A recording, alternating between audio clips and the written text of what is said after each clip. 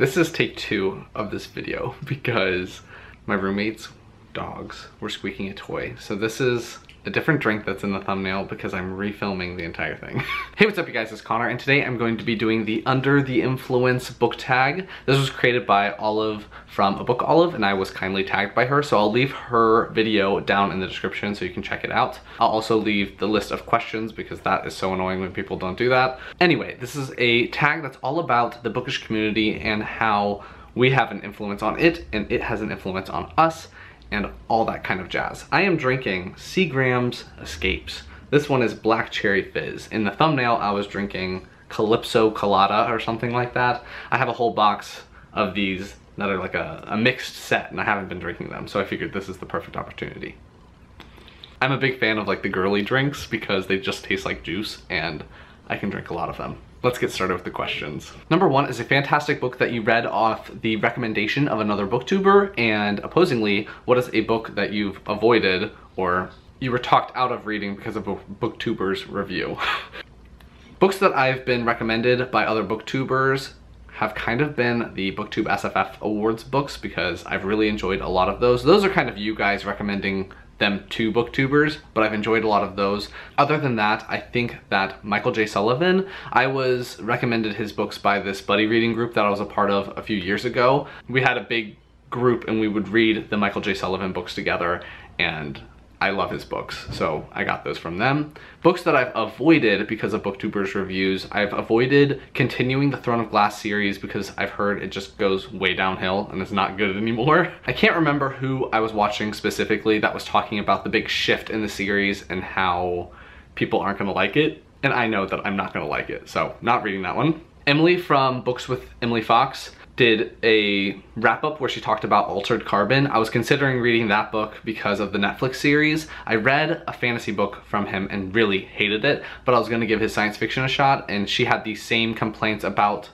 Altered Carbon that I did about his fantasy book, so avoiding him altogether. And then also Olive recently talked about Spinning Silver by Naomi Novik, and she didn't like it, and she did like Uprooted, and I didn't like Uprooted, so I'm definitely not gonna read Spinning Silver. Number 2, has BookTube opened your mind to or changed your mind about any genres? Before I started BookTube and everything like that, for some reason I was never gonna read a comic book or manga, and now they're a big part of my channel because I've really enjoyed them. And I think without BookTube I wouldn't have tried to dip into those. Classics is another big one. I have to read a lot of classics for school now, but I think that the entire section of classics readers on BookTube have really inspired me to dig deeper into classics and kind of find some ones that I really enjoy. All of the girls who host Booktuber, which is coming up in October, are fantastic. I've been watching a lot of their videos recently, so I'll leave links to all of the people that I'm talking about down below.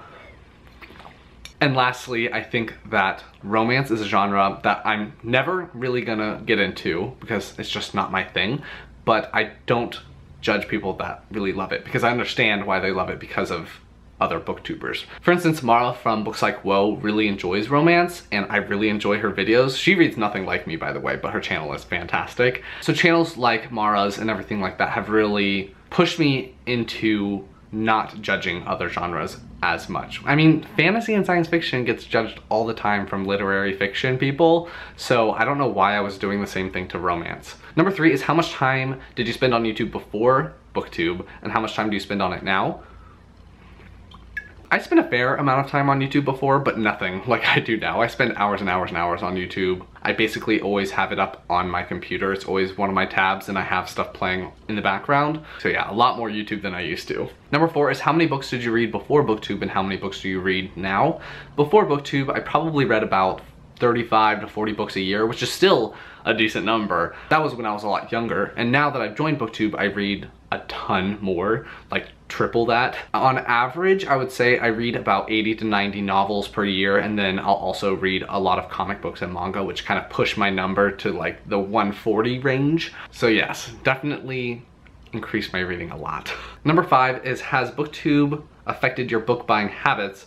And if so, are you pleased or displeased by this? I think when you join BookTube, you start acquiring a lot more books, so it definitely has changed my book buying habits. I buy a lot more books than I used to. Am I unhappy with the result?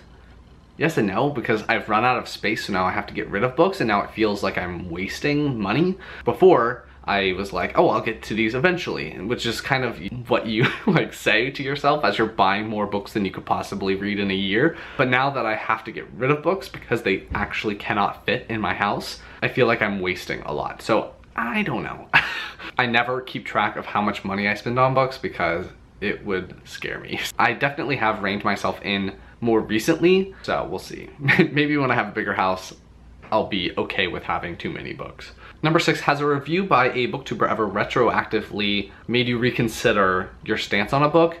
And I don't think that I've ever been completely flip-flopped on a book before. One where I've really enjoyed it and then someone reviewed it and didn't like it and now I don't like it. That's never happened to me before. But if I don't like a book and a lot of people start positively reviewing it, it makes me hate the book more. That's kind of weird how that it like concretes my feeling for the book. But other than that, other people's reviews don't really affect my reading experience unless I haven't read the book yet. If I haven't read the book and I watch someone's review, it tends to skew the way that I look at the text and read the novel. If one of my good friends doesn't like something and then I go into the novel, I start looking for the things that they didn't like and it makes me not like it too. So I don't know. It can influence the way that you interact with books, but I don't think that it really changes how you would have felt about it anyway. Does that make sense? I don't know.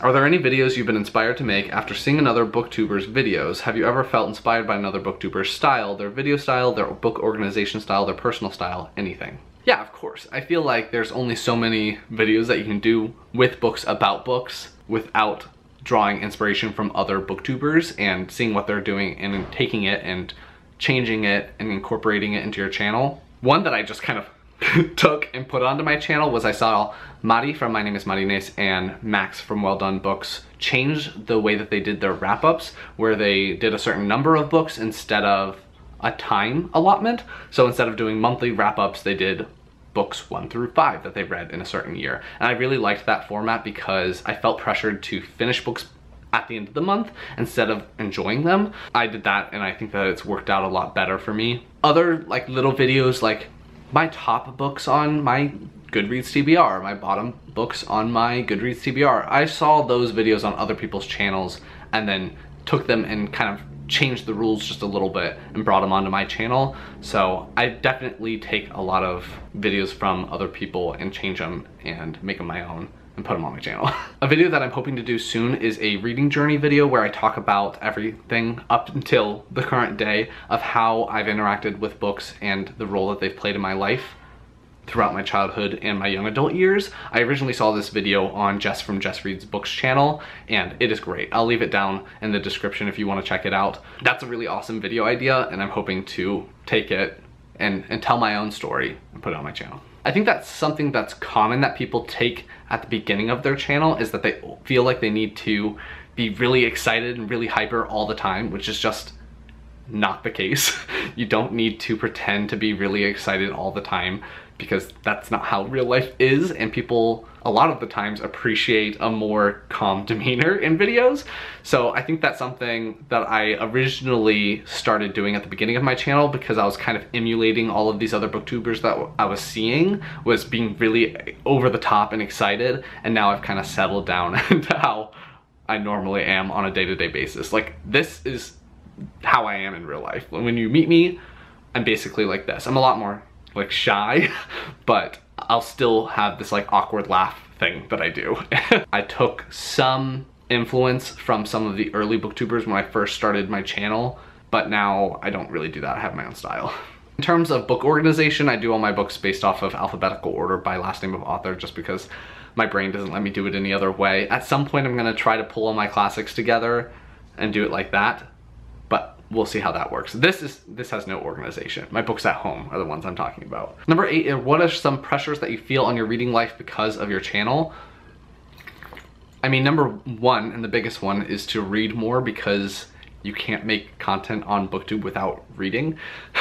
You can do a lot of other videos, but if you want to do kind of the staple videos of wrap-ups and book reviews, which I do a lot of, you have to read more. So I think that I feel pressured to read a lot more so that I can make more videos, so that I can, you know, upload consistently and everything like that. I think something that's good pressure-wise is I feel pressure to read more critically now than I used to, which I think is a good thing, and I think that I should be reading more critically. So I like that BookTube has kind of pushed me in that direction. Still working on it. I'm still not a hugely critical reader, but I'd like to be, and I'm moving in that direction. Hopefully, we'll see. I think that also with my channel in general is that I read a lot of science fiction and fantasy, but I read up and down in the age category. So I'll read adult fantasy, I'll read young adult fantasy, I'll read middle grade fantasy, and then I'll also sprinkle in some science fiction, some nonfiction, and some classics now. I think that I feel pressured to read more of the popular books, which I've done pretty well so far, but now that I'm in law school, I have a lot less time. I don't have money to spend on new releases.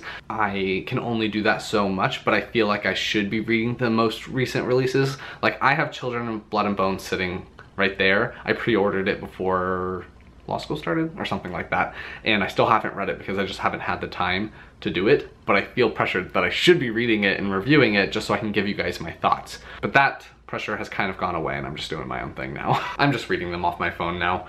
Number 9, in what way, if any, do you feel the social element of the community has impacted your reading? Do you think about books differently since joining? I think that because you're a part of the community, you hear a lot of different voices and you hear a lot of different people's opinions on books, so it makes you interact with texts in different ways.